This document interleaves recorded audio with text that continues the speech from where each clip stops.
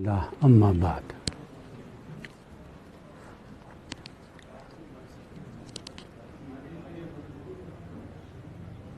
بزرگوں، دوستوں،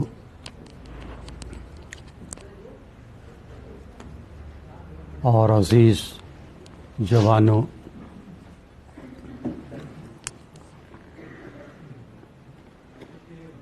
آج کی جو تعلیمی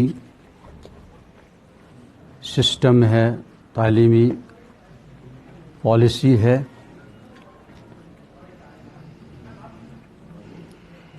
یہ مغرب کی دی ہوئی چیز ہے، ان کا دیا ہوا نصاب اور سلیبس ہے۔ اس میں میکسیمم ممالک دنیا کے غلام بن کے یہ تعلیم حاصل کر رہے ہیں۔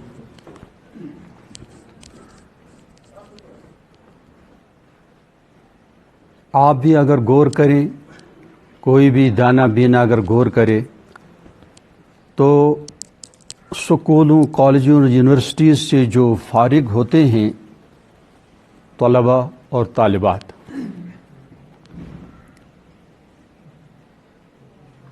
تو یہ بیماری عموماً ان کے اندر پائی جاتی ہے کہ نماز کی رغبت نہیں ہے، دین کے ساتھ لگاؤ نہیں ہے،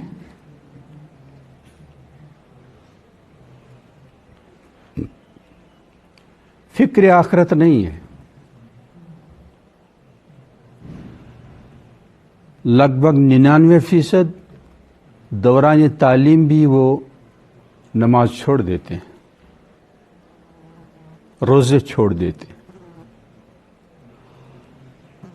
اور اس کے علاوہ بہت قسم کی بغاوتیں کرتے ہیں۔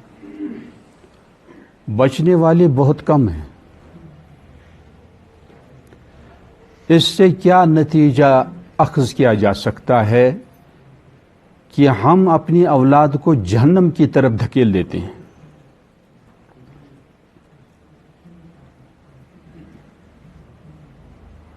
اس لیے اصل یہی ہے، مل جل کر پرائیویٹ سکولز بنا دیے جائیں، تیار کیے جائیں، جہاں ہمارے جگر کے ٹکڑے بچے بچیاں جدید تعلیم کے ساتھ ساتھ کچھ ضروری دینی تعلیم بھی حاصل کر سکیں، ورنہ وہ بیچارے بھی تباہ ہو کے رہ جاتے ہیں اور والدین بھی محروم ہو کے رہ جاتے ہیں۔ تو ہمارے ہاتھوں سے آج ایسا ہو رہا ہے۔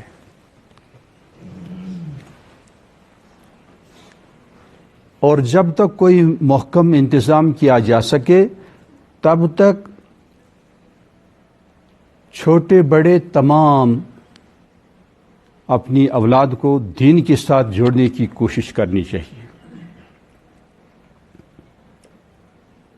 سب سے زیادہ مؤثر جو ہوتے ہیں، مؤثر کریکٹر، مؤثر کردار، وہ ہے والدین۔ والد صاحب بھی دیندار بنے، پکا دیندار بنے، اور والدہ بھی پکا دیندار بنے۔ دونوں کے اثرات بچوں پر مرتب ہوتے ہیں۔ والدین کا فسق فجور، ان کی نافرمانیاں، ان کا عکس اولاد پر پڑتا ہے، اولاد کی دلوں پر پڑتا ہے، اولاد تباہ ہو کے رہ جاتی ہے۔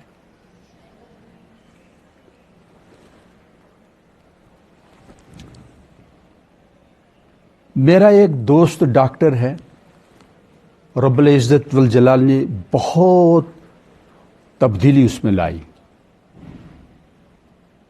بہت تبدیلی، یعنی ماشاءاللہ تہجد کی بھی پابندی کر رہا ہے، اور اس نے اپنا ہاسپٹل بند کر دیا صرف کہ عوام الناس کو لوٹا نہ جائے، کیونکہ اس نے ایک موقع پر آپریشن تھیٹر میں جو آپریشن ٹیبل ہوتا ہے اس پر سے بٹھایا ہوا ایک جوان نیچے اتارا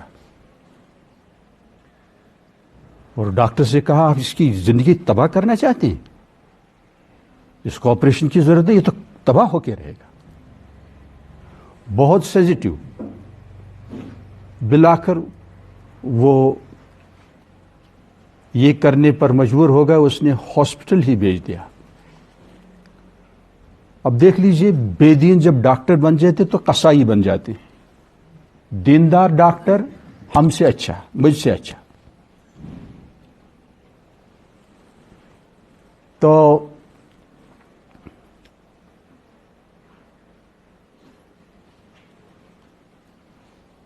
ان کے یہاں بچے ہیں،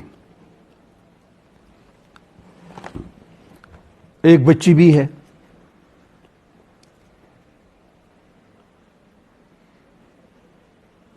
تو انہوں نے میرے ساتھ رابطہ کیا کہ اب یہ باہر جا رہی ہے ہماری بیٹی کوچنگ وغیرہ، ہم چاہتے ہیں کہ یہ پردہ کرے. سمجھ گئے؟ لیکن والدہ پردہ نہیں کرتی ہیں، وہ بھی شاید پروفیسر ہے. تو بیٹی کہتی جب امی نہیں کرتی میں کیوں کروں؟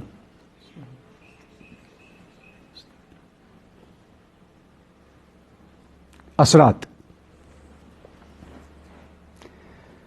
اسی لیے بتکلف ہی ہم کو دیندار بننا چاہیے. اگر کسی کے اندر دینداری کی کمزوری ہو بتکلف ہی صحیح، اللہ سے مانگتا رہے،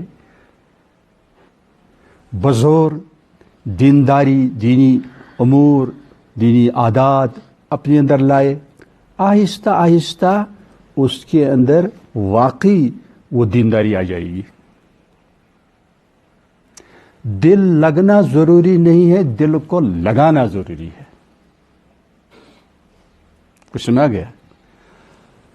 حضرت عمر ابن الخطاب رضی اللہ عنہ وارضاہ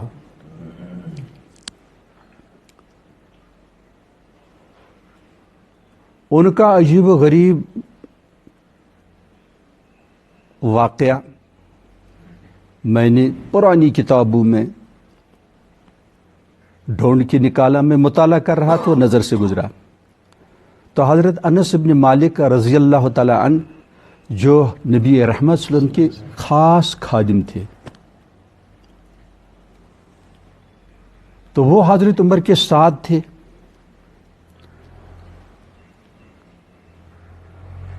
فرمایا کہ میرے اور حضرت عمر کے درمیان ایک حائط تھا. حائط دیوار کو بھی کہتے ہیں اور باغ کو بھی کہتے ہیں، سیب کا باغ، کھجور کا باغ. تو اس نے کہا کہ حضرت عمر یہ فرماتے تھے اپنی نفس سے، بخ، افسوس، تعجب ہے تجھ پر. خطاب اپنے کو کر رہے ہیں.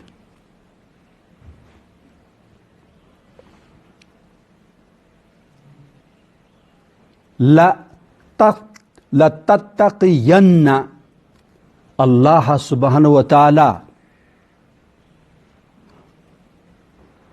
وَإِلَّا لِيُعَذِّبَنَّكَ یا ابن الخطاب. اے عمر، اگر آپ اللہ سے نہیں ڈرتے ہیں تو زبردست عذاب میں تجھے مبتلا کروں گا.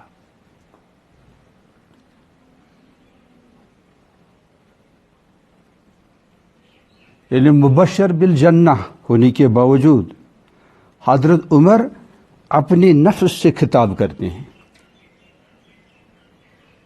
سمجھ گیا؟ ضرور ضرور صاحب جلال عظمت والے رب کا خوف اپنے دل میں بٹھاؤ، نافرمانی سے بچتے رہو، ورنہ کڑی سزا دوں گا تم کو. بہت ہمارے بڑے اسی طرح اپنے نفس کو سزا دیتے تھے. ہم نفس کو پیار کرتے ہیں، ہم فرعون کو موٹا بنا رہے ہیں اور فرعون ہمیں ڈبو دیتا ہے، جہنم کی طرف دھکیل دے رہا ہے. یہ کبھی بھی دوست بنانے کے لائق نہیں ہے.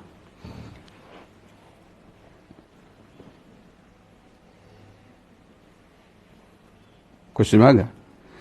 اس لیے اپنا محاسبہ ہر ایک کو روزانہ کرنا چاہیے، اپنا حساب لینا چاہیے کسی بھی وقت، خاص طور پر سونے سے پہلے.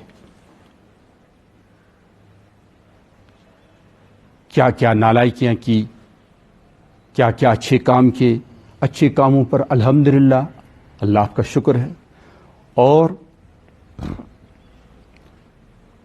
جو بےہودہ کام، خطائیں، جرائم، بے ادبیاں، ان پر افسوس کرنا چاہیے، عہد کرنا چاہیے، مولا میں توبہ کرتا ہوں، کل سے سنبھل کے میں آپ کی غلامی کروں گا. یہ محاسبہ ہم نہیں کرتے ہیں، اس لیے ہمارا مرض بڑھتا جا رہا ہے، ہمارا فساد، کرپشن، بگاڑ بڑھتا جا رہا ہے. جب بڑھتا جائے گا پھر ایک وقت ایسا بھی آئے گا پھر علاج نہیں ہو سکتا ہے، پھر علاج نہیں ہو سکتا.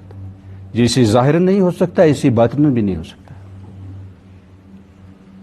ہر ایک گناہ گار ہے، لیکن محاسبہ ضروری ہے، گناہوں سے نکلنا ضروری ہے. حضرت عمر ہی فرماتے ہیں رضی اللہ تعالیٰ عنہ،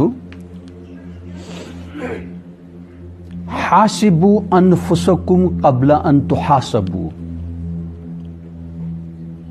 اپنے آپ کا محاسبہ کرتے رہو قبل اس کے کہ آپ کا حساب لیا جائے گا اللہ سبحانہ و تعالیٰ کے ذریعے سے.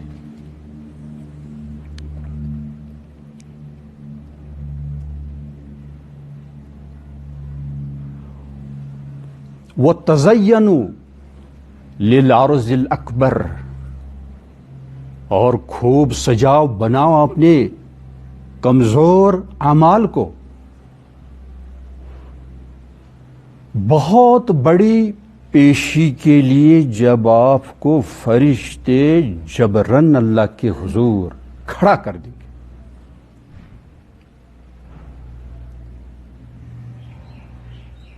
فَإِنَّهُ أَحْوَنُ عَلَيْكُمْ، آپ پر یہ بہت آسان ہے، من حسابکم غدن، کل جو حساب ہوگا، ان تحاسبوا انفسکم اليوم، آج جو آپ اپنا حساب لیتے رہیں گے بہت ہی زبردست وہ شرارتی پارٹنر اور شریک کی طرح، اس کو کہتے ہیں رقیب حسیب، جو خوب خطرناک حساب لیتا ہے، آڈٹ لیتا ہے، اس کی طرح اپنا حساب لے لو. تو یہ کل کے حساب کے لیے آپ کو بہت ہلکا کر دے گا آپ کا حساب. یہ سب کے لیے ضروری ہے.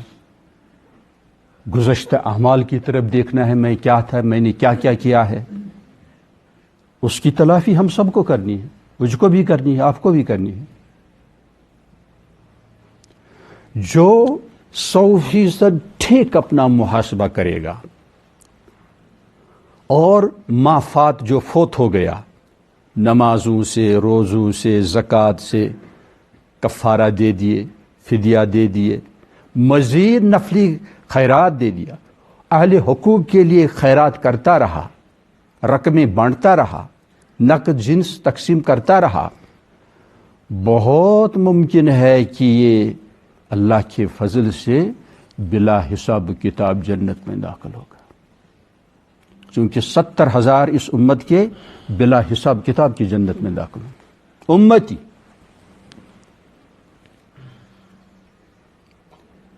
ہم اپنا حساب نہیں لیتے ہیں، اپنا مواخذہ ہم نہیں کرتے ہیں، اپنا جج ہم نہیں، ہم دوسروں کی جج بنتے. دوسروں کے لیے دعا کرو. ہاں، جن کی ذمہ داری ہو، اپنی اولاد ہو، اپنا طالب علم ہے، اس کا تعلق آپ کے ساتھ ہے، اس کی خبر گیری ضروری ہے، اس کو ڈانٹ ڈپٹ دینا ضروری ہے، یہ تعلق کی برکت ہے. جو تعلق قائم نہیں کرتا وہ برباد ہو جاتا ہے. کچھ دماغ ہے, اپنا حساب لیتے رہو. تم نے نماز تاخیر سے کیوں پڑھی, نماز کیوں قضا کی, جرمانہ کر دوں گا, چھوڑوں گا نہیں, سزا دوں گا. حضرت خواجہ معین الدین چشتی رحمۃ اللہ علیہ سنا مستحب پر انہوں نے 6 ماہ تک اپنے آپ کو سزا دی, رحمۃ اللہ علیہ رحمۃ اللہ علیہ.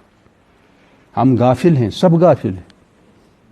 بعض دفعہ علم دین پڑھ کر بھی غافل ہے, نماز چھوٹ رہی, تربیت نہیں ہوئی ہے, کسی کی ڈانٹ نہیں پڑی ہے. ڈانٹ پڑھنا بہت ضروری ہے, اسے عتاب کہتے ہیں. اور جو اطاعت برداشت کرے وہ انسان بنتا ہے. اور مانجنے کے بغیر کلائی نہیں چڑھتی ہے. اگر وہ ڈرٹ میل کچیل کے ساتھ کلائی کی جائے وہ ناکام ہے. اس کو پہلے مانجنا پڑتا ہے. اسی کو پیوریفیکیشن کہتے ہیں, اسی کو تزکیہ کہتے ہیں. تزکیہ بری عادات سے, بری خصلتوں سے, برے عقائد سے, برے اعمال سے پاک کرنا, یہ پیغمبر کریم صلی اللہ علیہ وسلم کا کام تھا. اب اہل حق مربین کا یہ کام ہے. ہر ایک کو اس چیز کی ضرورت ہے. اللہ پاک آپ کو بھی مجھے بھی حسن توفیق نصیب فرمائے. ربنا آتنا فی الدنیا حسنہ وفی الآخرۃ حسنہ وقنا عذاب النار. السلام علیکم ورحمۃ اللہ وبرکاتہ.